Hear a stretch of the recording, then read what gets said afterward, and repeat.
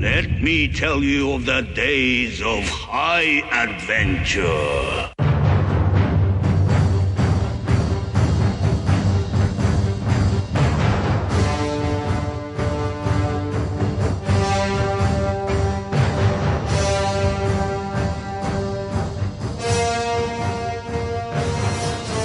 What's up, everybody? This is Kevin. And this is John. And this is 6 Degrees of Schwarzenegger, the podcast where we're taking a long, hard look at some of our favorite action movies from the era of Arnold. Now, Schwarzenegger is definitely the icon of the genre, and we're taking a deep dive into some of these 80s and 90s cult action movies and breaking them all the way down.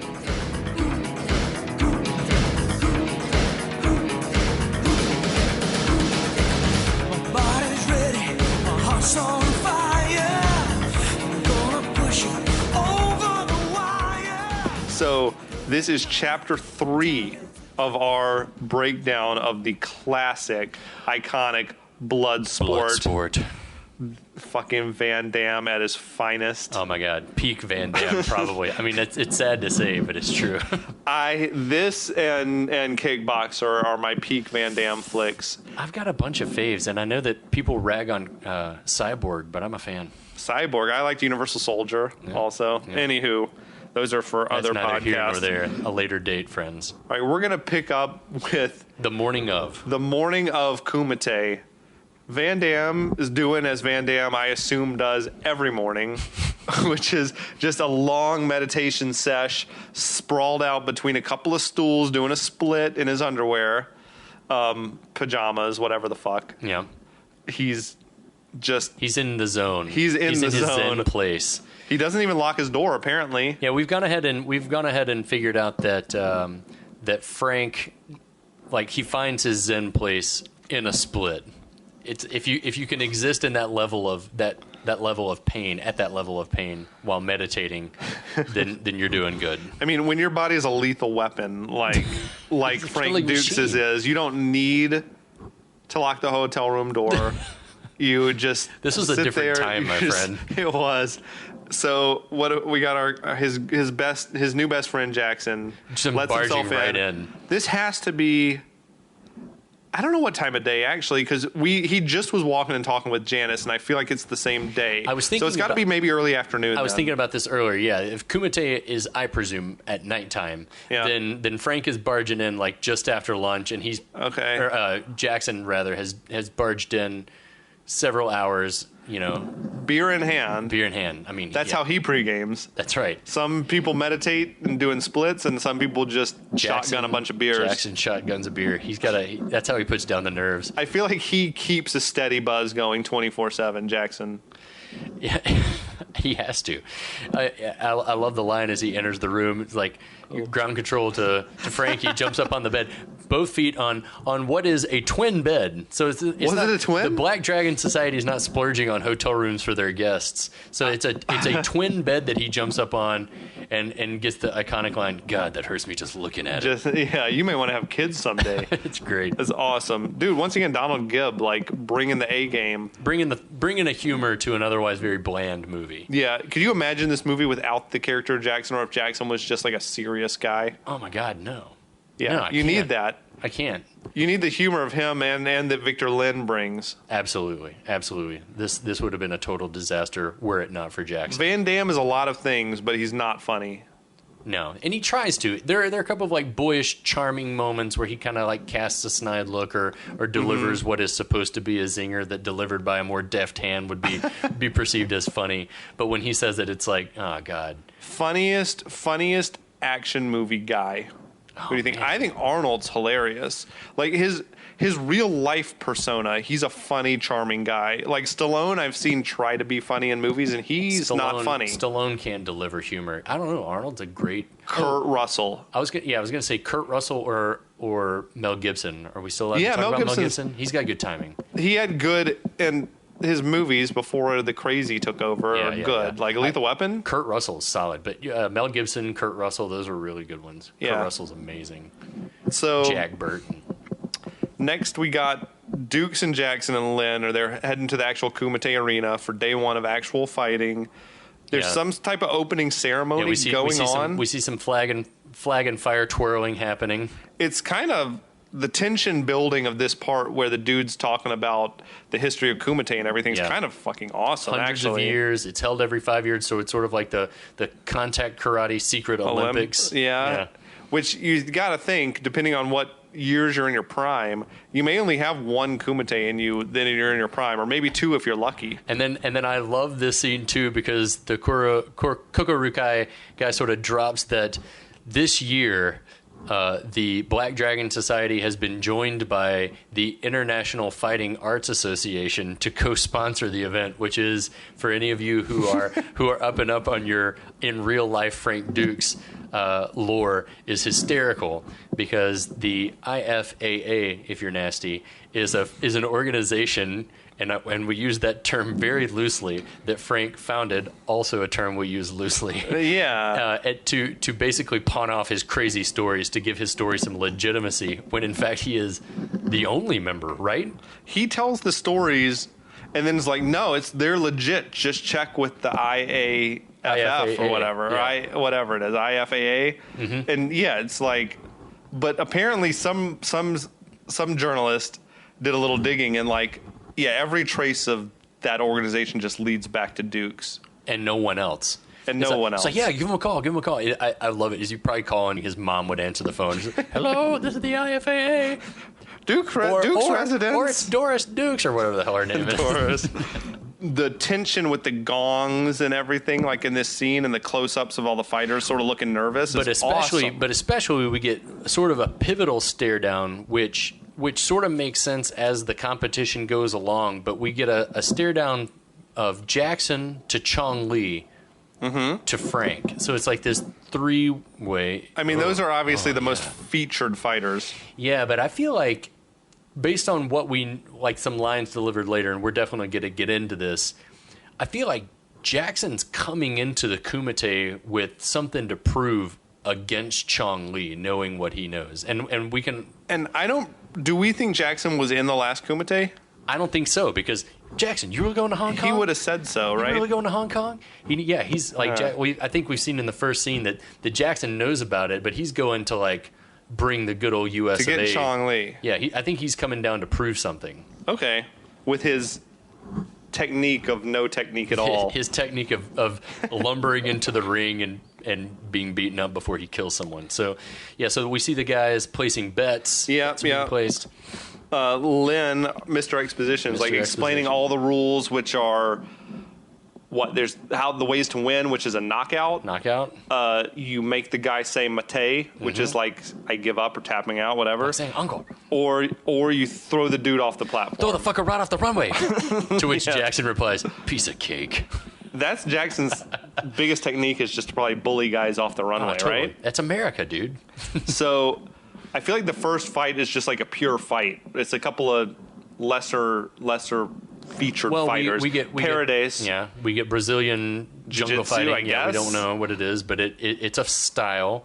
It's a style versus like an Asian dude, and it's a pretty sweet fight. But he wipes the floor with a guy. That is when I think he bloodies the guy's face, and that's when Jackson leans in with the titular line of, that's why they call this thing Bloodsport, kid.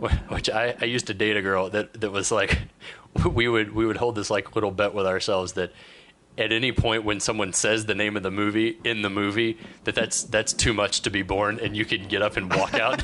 So at this point, you are now allowed to get up and leave. And then what next up is Jackson fighting up like a little European-looking dude. Yes. He's a tiny guy. Yeah, he's a much, much smaller guy. So I will say, in terms of realisticness, Frank Dux at least paints a picture of a Kumite in which there are weight classes. Right.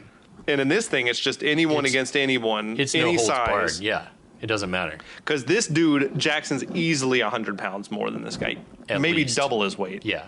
This guy's like tiny even by Kumite standards. So, and we love that in the first couple of fights, we see that there's a 3-step process to ending the ring, much like in Karate Kid, where it's stand, bow, face, bow, fight. And so there's sort of this 3-step signal from the ref. And so I can't remember what the words are. You guys can It's Japanese words, I tweet think, us yeah. and let us know what they are, because My research said it's the Japanese equivalent of like ready set, go. Right. And so I just love that as that's happening and they sort of do the face bow, Jackson looks over at the guy and says, asshole. I think he just doesn't like that guy's look. Well, the dude's I can't blame him. He did look really smug. He's got a mullet. Euro trash And there's mullet. nothing wrong with that. If you're sporting a mullet, we encourage you to rock it. If I could still do it, I can. I've got some real estate growing in back. But then the fight dude begins. gets some blows off Yeah. on, like, Jackson can't really get a hold of the guy. He's too quick. He's landing blows. He lands like 5 or 6 punches and kicks before he gets a kick in that bloodies Jackson. He bloodies his nose, and that pisses Jackson off. And Jackson just grabs him and like axe handle, like, clubs him over the head. I just love that it's not in Jackson's fighting style, his bag of tricks to even attempt a block of any kind. He just he takes punishment direct. No, yeah, defense is not his strong suit. No. He beats him, he's like celebrating, and he's like, yeah, look at the blood. And then he goes to Chong Li and singles him out of the crowd. And it's like, you, man. I'm gonna kill you. Yeah, you got it. And You got it. I can't tell. Did Chong Li's Chong Li look a amused. little bit scared, or did he look amused? I think that what was happening is that everyone, and I kind of like this bit of direction, that everyone's kind of looking around like, who's he talking to, before Chong Li realizes it's him. And then he sort of looks over and smiles at Jackson as if to say, yeah, okay, that's See, fine. I read it the same. Like, he's like, is this motherfucker talking to me? I love this. Does he know who I am? I think that is that's something that Chong Li loves attention. Oh, he loves as we're gonna himself, find and out. he's got a lot of self-esteem, that Chong Li. He's a believer. Chong Li's a firm believer in his own. That look that he gives Jackson definitely is like, okay, dude, I'll see you in a bit. Yeah, absolutely. And then that's prescient, because who is up next to fight but Chong Li? And again, we get some exposition by way of Lennon Jackson. That's also weird that Dux, who seems to be like a student of the Kumite, doesn't know who Chong Li is.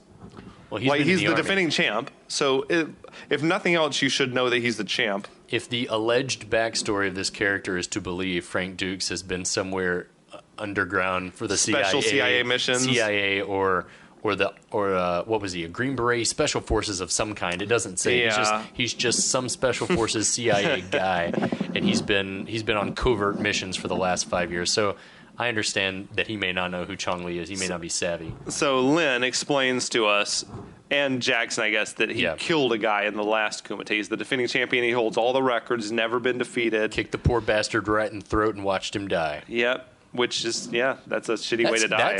That's stone cold right there.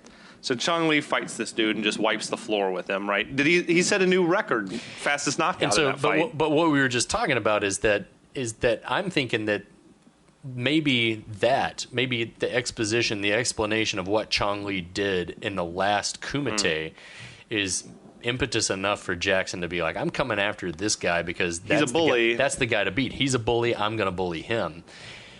He doesn't really present the information in that way, but that's what made his taunt and challenge to Chong Li make sense to me. And basically, he kind of just grabs the dude and puts him in almost a sleeper hold, chokes him out, and then smacks him in the head. But even his fighting style, man, it's like he blows some snot rockets, right? And then the disrespect, and then he just saunters across the ring like Terminator. He just is a very robotic, matter of fact way of walking. Counters some blows. He counters one punch. Punches himself, counters a kick, kicks himself. We got to talk about Bolo Yeung. He's got like the bad guy's bad guy. He's got a pedigree. So awesome. Yeah, he is top notch. He's been bad guy in a few Van Damme movies. He was in Enter the Dragon as like the heavy, which was a decade earlier at least. Yep. He's just jacked. I guess he was like a famous. He was also a famous bodybuilder and like Mr. Asia or Mr. whatever, and he was.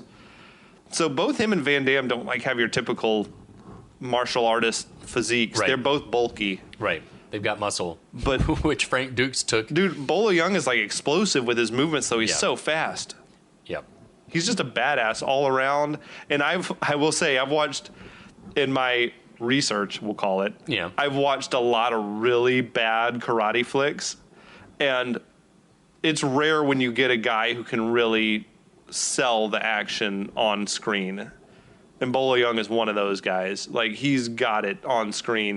Totally. He can bring it. You believe that he's really hurt or he's really hitting a guy. Absolutely. Or he's moving full speed. And even with a character with as little dialogue as he's got, he's selling it with his facial expressions. The dude can act. Yeah.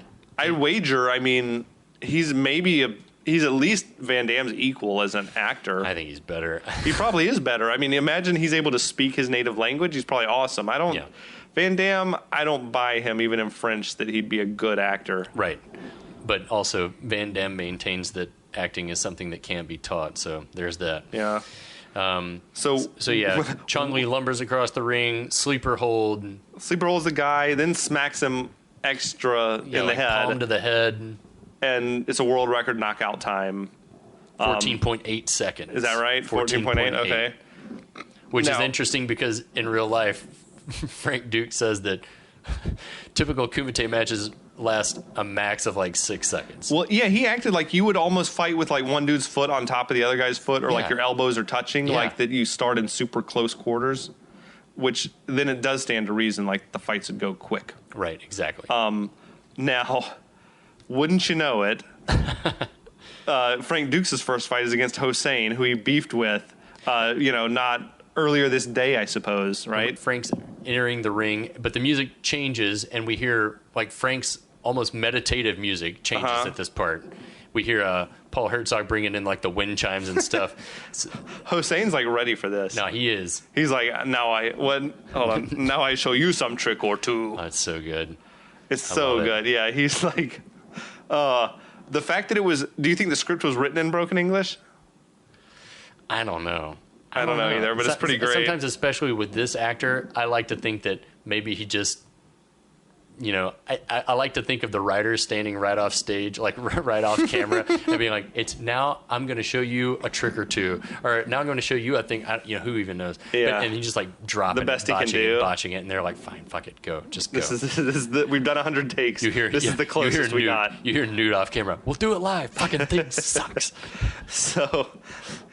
What happens? Hossein throws a punch, maybe Frank grabs it and like takes him down, and then just with the threat of a punch, he faints. Do you remember that scene in Crocodile Dundee where he puts the bull to sleep with his hand? Yeah, of course. Frank kind of does that hand motion. It's like Hossein. a Jedi mind trick. Yeah, and Hossein just like he just out. like was so scared, I guess, that he fainted. At first I was like, did he actually pass out? The fight was over. The ref kind of gestures that the fight's over, but then Hossein starts to kind of he waked up pretty quick. You see him come out of it though. You can see that there's this moment of like, oh, I'm coming out of a stupor. I'm coming out of now the knockout was already registered, I would think. Right.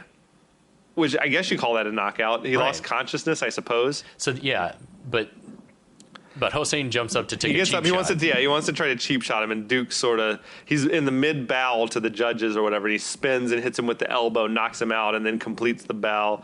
Total badass move, of course. Oh shit, the janitor man.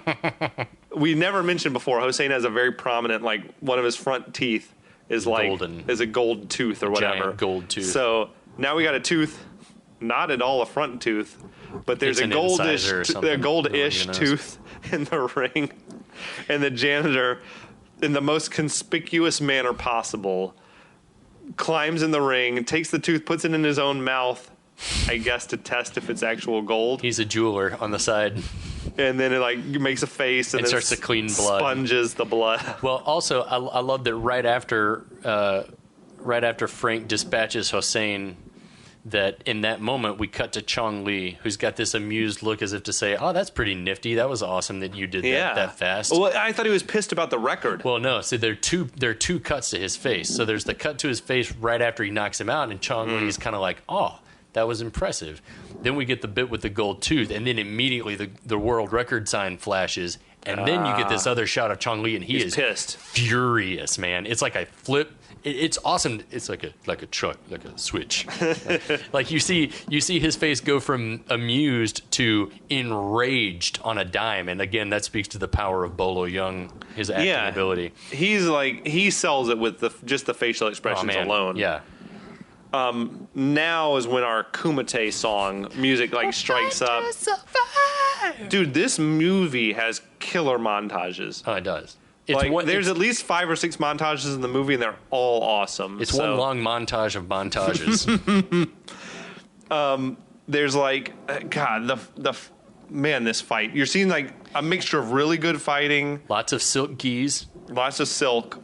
Lots of trim, ripped Asian guys throwing down. You know what? And also there was no stunt performers in the movie. I mean, everyone who were fighters were, I guess, real fighters, All or at least fake their own fighting. I think Donald Gibb was the only guy who wasn't a trained fighter. He's a menace to everyone in the building. But he's still like doing his own stunts, such as they are. Yeah, that's kind of awesome. We got our first look of Monkey Style. Oh yeah, our monkey style guy. He's like hopping around the ring. He's doing barrel rolls and doing his thing and karate chopping people. We get a Muay Thai He's like hella guy. elusive. Yeah. You get the sumo guy beating dudes down. Muay Thai guy. All types of anything you can imagine. And then Jackson just throwing people out of the ring. Jackson's sailing guys off the ring. This song, the Kumite song, I'll call it. What's it called? Fight to Survive, probably. Fight to Survive. You can call it the Kumite song. We all know it's done by Stan Bush, who fans of bad movies may know. I didn't know who he was really, but he did the You Got the Touch Transformers song. He did another song in this movie, the sad montage song. Oh my God, You Got the Touch. When was the last time I don't know. Transformers counts. I'm saying right now, Transformers counts. As what? As a 6 degrees of Schwarzenegger, man. Yeah. I just whistled with my teeth. Sorry. That counts as a 6 degrees of Schwarzenegger flick. Shit's degrees. Counts. So he did that song, badass. He did other songs for this movie, and then he did original songs for Kickboxer, which are like killer songs as well, in the same cheesy way that this one is. Wow, I had no idea. That's amazing.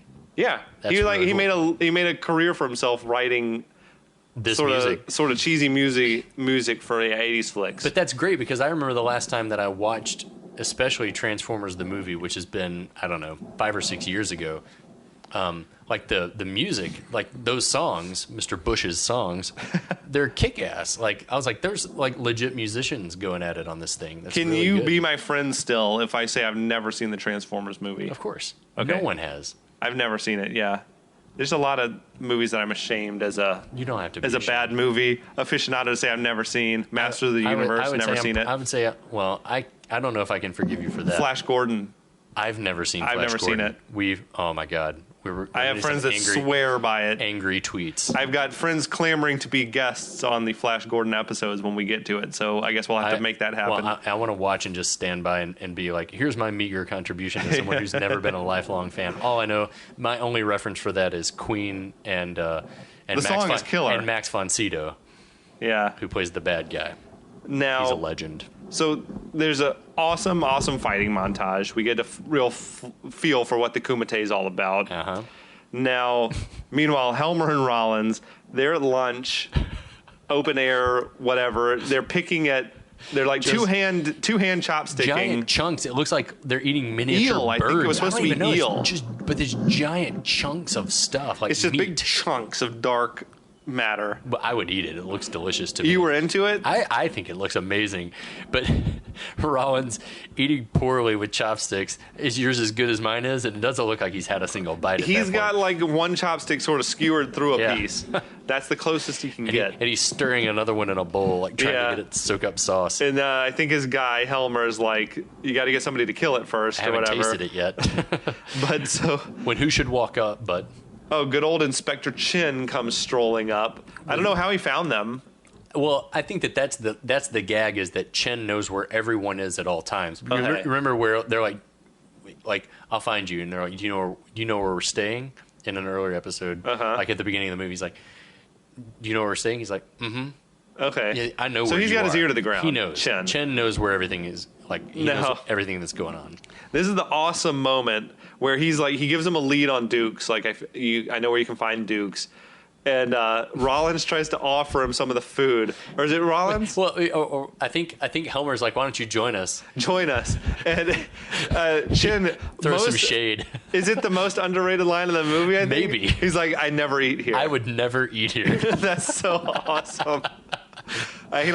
I imagine it's just the worst food you can find in Hong Kong. It's like where Americans go for what is the most similar thing to American Chinese takeout. I would never eat here. Then there's the gag at the end of that scene where they chuck a piece of the eel or whatever to the dog, and the dog like isn't Chow Chow is like, no thank you, no thanks.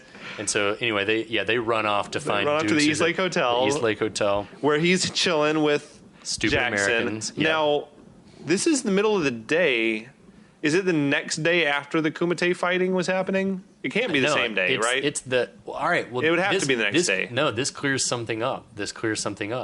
Because Janice and Frank's date was supposed to take place that night. Okay. So now we can rewind. Everything is coming into place. Timetable. Hossein was trying to get rapey probably at 9 a.m. At 9 a.m. Maybe fighting started at noon. Or all that stuff happened the night before. Check-in happened the night before. Hossein was trying to get rapey with Janice early the next morning. Early morning rape. Frank left to go split meditate.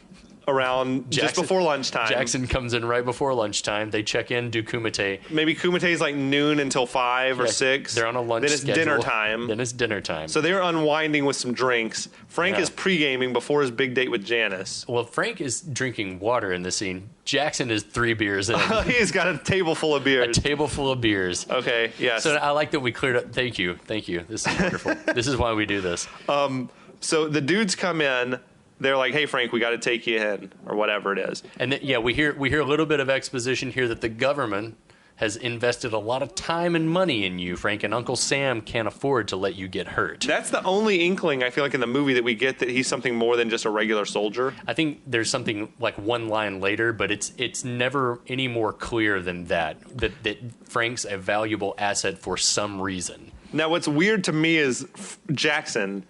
He's just ride or die for Frank immediately. He's willing to die no hesitation. to help Frank. And honestly, he doesn't know the situation. And truthfully, the MPs are in the right. Like, Frank went AWOL. Frank is AWOL. He's broken the code. Yeah. Which, for someone who's all about some honor, does one honor supersedes another Kumite. honor? Well, he lives for his Shidoshi. He lives for Shidoshi Tanaka. You can say that his views are skewed, but Jackson sort of bum rushes the guys. Totally. And Frank runs out. Not before they like, don't make us... they have the tasers. Don't make us... what look like old school dustbusters. They're enormous. They pull out these dustbuster looking fucking tasers. And I was shocked. I don't know about you to hear when he says, Helmer says, don't make us put 50,000 volts in you. And I was startled by that number. And I was like, I feel like it takes... Like a toaster operates at less voltage than that. And 50,000 is what a typical taser, it's like one pulse, 50,000 volts, stuns your ass. That's why it does it, because it incapacitates you. It puts you down. You are electrocuted by any state that still does the electric chair at 2,000 to 2,200 volts continuous current. That's all they do. Until you're dead? Why don't they just do 50,000 and make it and just do it like for 10 seconds and you're dead? Or I don't know. Like 2 seconds and you're dead. Yeah, I do. The pain threshold crazy. you feel like at 2,000 versus 50,000, you're going to feel some pain on the lower end of that spectrum, and you're not going to feel any pain at the other. That's bonkers. That's a different conversation for another time. Is there a reason why they had tasers and not guns? Because it's sort of like set for stun. Like they don't want to bring him in a lot. Yeah, they don't want to maim him. That makes sense. He's that muscle, that ass is worth a lot of money. He is United States property. Now we get another amazing sequence in the film, the Bigfoot chase, with terrible song playing. It's like a Duran Duran kind of knockoff. Which I kind of feel like it's at this point that they're looking at total runtime and Newt Arnold's in the background going, I don't know what we're going to do. How do we make up the time? And Van Damme's like, let them chase me. Let them chase me. I can totally, this scene would be great. Let them chase me. Dukes, he's having so much fun being chased. Stopping at every He's like my dog to sort of showboat and wave to him. Oh, man, just totally mugging. There's a thing, he's running down the alley with like the fruits and all that set up, and he like hurdles a crate of oranges but crashes right into an old lady. You're not supposed to see that, Kevin. I feel like That old lady, I don't think she was in on the fact that there was a movie happening. I don't think that 90% of the people that were extras in this movie knew that anything was I think they going set on. a tripod down and they're just like, we're going to film. He's going to run down the alley. The old woman just have to walk right in because he kind of grabs her. The only people that were wise on the fact that this was a motion picture were the people in the Eastlake Hotel lobby and the people in the Kumite. In the Kumite arena? And no one else knew what was happening ever. That's my theory. He keeps teasing them. Oh, man. He mugs 3 times. He jumps up on top of like the thing in the middle of the traffic and he's like waving at them. Then he's like everything he does, he's a total definitely asshole. taunting these guys, and it is funny to watch sort of husky Forrest Whitaker and Helmer run. He jumps up on the stone fence in some kind of an esplanade. And, Wow. And yeah, no, right? There's a vocabulary word for it. And he waves at the guys. He sort of does this grand singing in the rain gesture. Yes. And then keeps running. And then, exactly. Physically, there's not a lot of guys who have more charisma than Van Damme. No. Like, he just doesn't have it when it comes time to talk. Right. But also physically in this scene, you get some great selling of some buffoonish like pratfalls and like bumbles from Forrest Whitaker and from the guy, whoever the guy is that plays Helmer. Frank, he leads them down to like cross over water. Yeah, they're jumping from hopping boat to boat. The dudes, Frank of course is graceful. The other guys are like bumbling idiots. But mad props to them for taking, like, there's a lot of actors I think in today's Hollywood that would be like, no thanks, I'm not going to do that. Granted, they couldn't pay stunt guys, so. Frank, he eludes them. They fall in the water, which I can't even imagine how toxic the water must be in Kowloon Bay. Instantaneous gastrointestinal infection. Like, Yeah, any open cuts, any orifice. we're gonna have to cut that off. Yeah, and then Frank, He made it for dinner in time for dinner. he rides away in a rickshaw. He does. He hops a rickshaw and sort of waves at him in the water. on the way to dinner And with Janice. friggin' Helmer, I feel like, let that water in his mouth. Do you think? Because I wondered about that. I wondered if they're like, if maybe there were stunt people for that scene where the 2 guys actually fall in because all you see is sort of their backs. It is their falling. backs. And then you see them on the side, and I'm wondering, did they just hang on and they douse them with water and then They could never have found someone to double Forrest Whitaker in Hong Kong, so I think he probably fell for real. I want to feel like Helmer fell for real also. I'm gonna tweet Forrest Whitaker. But I bet they might have poured some clean water in his mouth and let him spit clean water out. There's no way that You shouldn't let that water in your mouth. No, man. There's like mercury and whatever else in there. diesel, like everything. Yeah. Like toxic waste. Don't put that in your mouth. And Dukes, he hops in his rickshaw, he makes it back to the hotel or wherever in time for his big date with Janice, the reporter. And then it's time for everyone to put their sexy on. It's time for him to seal the deal. Is putting your sexy on a thing, or did I make that up? No, that was I don't know what. Yes, it's a thing now. It is not. Congratulations, everyone. You've been here at the coining of a phrase. Basically, we've got Janice. Is like she's Presentable. I guess she looks good for the 80s. I don't know. She never really did it for me. She looks great. She looks great? Okay. Looks. I think for the movie that they're making, and this is no knock to Leah Ayres, who, if you ever hear this, you were smoking. You were in very, very good shape. The hair was a style. It was the times. It was a perm, but that was the times. 80s. And I think that for what they're going for, that she was exactly what they needed. Now, she's not making any like effort to hide the fact that she really just wants information about the Kumite. Totally. Yeah. She's pumping him for information. He's not giving it up. Yeah. But she's still down to clown. Like, they wind up. She's like, well, even if you won't tell me anything, I'd really like to get to know you.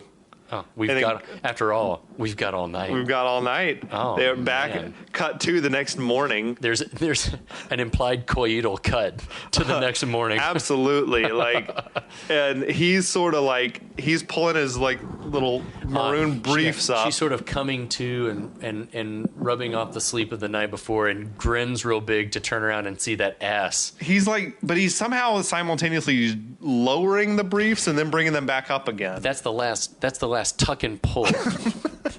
I don't wear briefs, so I don't know if that's I a don't thing. know either. I'm going to assume that it is when your ass is that sculpted. Yeah, it's John like Claude, way to go. It's a 27, you're looking good. multi-stage process to get your underwear on when you're like that chiseled. Absolutely. But But that also that implies that she was waking up, he was getting dressed, he was trying to sneak out. He was ghosting on her fully. He was trying to make it down to the East Lake for the breakfast buffet. I don't know how early it is in the morning, but I guess Kumite is about to start, maybe. Yeah. No, they've got until lunchtime.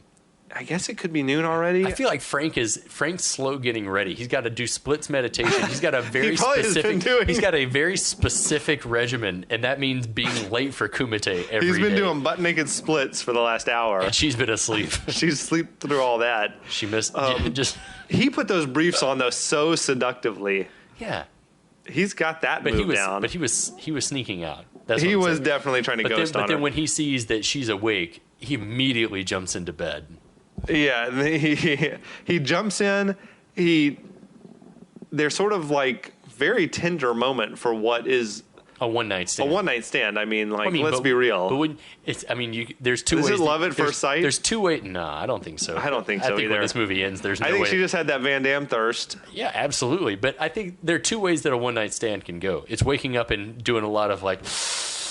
Oh, see you again. Just like, never. Wow. Like some awkward. What was your name again? Oh my god, that was weird, right? Yeah, that was totally weird. Then I suppose there's the hey babe, we had a great time last night. We had a real didn't we? connection. So much so that since I know we're here for 2 more days, we should have dinner again tonight. She wanted to see him that next night, even though he's like, I'm not giving you any information about Kumite, and she's like, well, we should still have dinner again.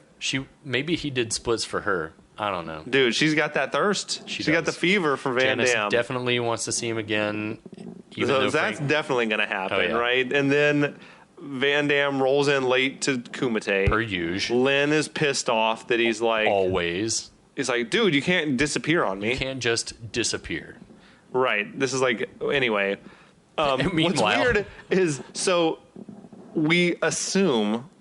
Van Damme sprinted from Janice's back to his place, got his gear on or whatever. I think he had to do splits and meditation first. Oh, so it's been a while. Yeah. That explains. So Janice has entered the Kumite with the main like high roller better guy. I think that Frank has left to go get himself centered.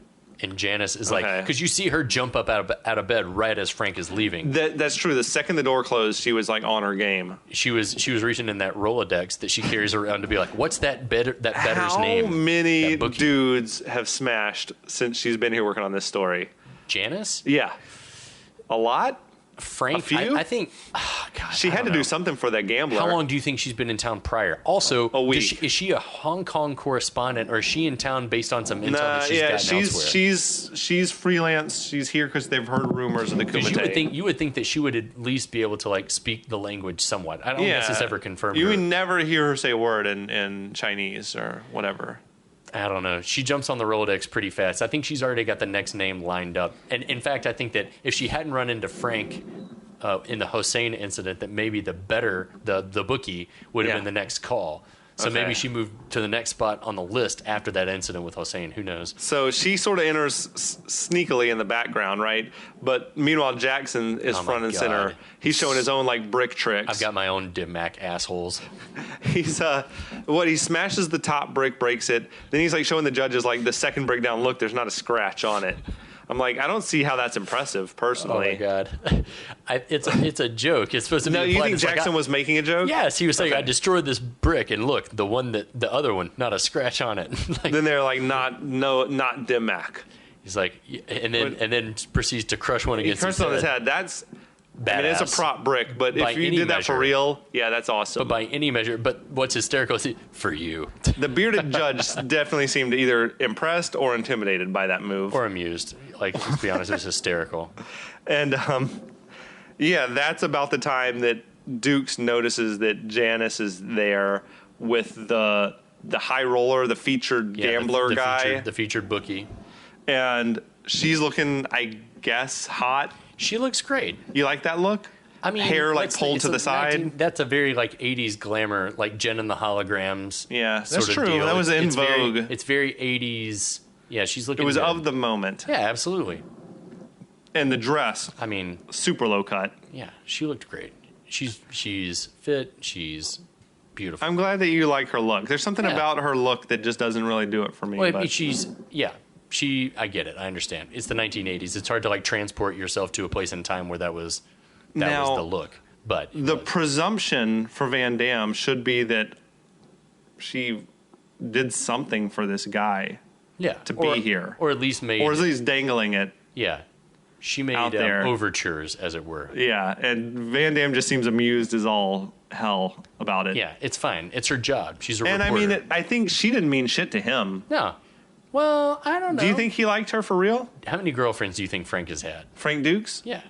At this point, Let's he's see. been in the once he got his karate swagger down, I bet he started pulling chicks. He went straight A into the dozen at military. least. He went straight into the military, like right out of high If school. we asked the real Frank Dux, he would say he slept with 10,000 women.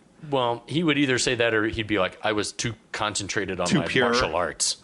Too pure I've never slept with a woman. ever. I've never even been interested. Once you get in a Zen place, it's not something you crave. Okay, Frank. So or he's banged 10,000 I don't women. think she means shit to him. I think he's just like, okay, yeah, do what you want to do, babe. I'll see you again later tonight. I'll knock that out again. I think that he's a little more. If you read like stories about like Casanova, and that is that he could be whatever you wanted him to be. So if you were a gentle lover, he was a gentle lover. If you wanted to be a little animal, he was an animal with you. Okay. And so I think that in that situation, he was a perfect gentleman. Okay. I don't think he gave her exactly what she wanted. I think, and he was looking to get exactly what he wanted. But even in that scene where they have the exchange, where she's trying to get information, he seems very naive, very innocent, and she's very much like. I think that's his play. Oh, you think so? I think that's his act. She thinks she's the aggressor, Like, but I he's barely drawing her in. understand English. So what you're saying is that he's performing mental sexual martial arts. Yeah, he's like a fucking Jedi. He's a ninja. He's a sex ninja. He's a sexual ninja. All right. Well, I like that. I don't think there are any misgivings about the fact that Janice has either made overtures of sexual intercourse with lead bookie number one. And it's definitely that situation of like, hey, look, Janice, we both know what this is. Yeah, and she's aware. Like, we're here for the Kumite. And she even says, this is not the first time I've gone undercover to get a story. Oh, poor Janice. She went through the Rolodex. God bless her. She's an empowered 80s woman. She is. She knows what the fuck she's doing. She is. She I is like powerful. that. That's the story I'm going to stick with. There you go. She's taking advantage of these guys, if anything. Exactly. Or does she Okay. think she is, which is fine. That's all that matters. I feel like leading into the next Kumite actions is as good a place as any to wind this one down. I think so. The bourbon is talking at this point. Ladies and gentlemen, if you haven't been drinking, we encourage you to rewind this all Start the way back to drinking. the It'll be a beginning. lot funnier. Yeah. Okay. Next time we'll remind you at the beginning. We'll see you next time. All right, bye, you guys.